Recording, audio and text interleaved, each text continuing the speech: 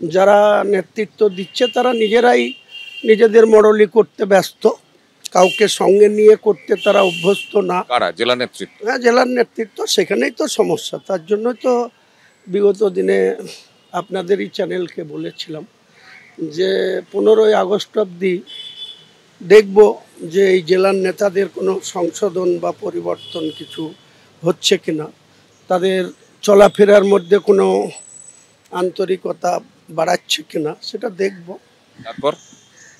তারপরও তো কংগ্রেস যাওয়ার কোনো সুযোগ নেই, বিজেপিতেও করার কোনো সুযোগও নেই, আর যাবও না। বিজেপি ফেরত এসছি, দীর্ঘ 30 বছর কংগ্রেস করেছি, তারপরে বিজেপিতেও 18 মাস ছিলাম।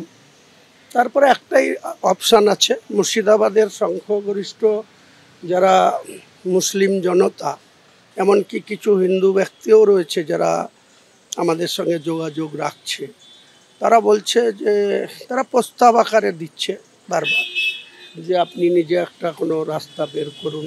তৃণমূল দলে থেকেই চেষ্টা করব সংখ্যাগরিষ্ঠ গ্রাসরুটের, আঞ্চলিক স্তরের, ব্লক স্তরের নেতাদের মতামত যেটা করতে বলবে সেটাই করব। সেটা বিকল্প নতুন দল হতে পারে।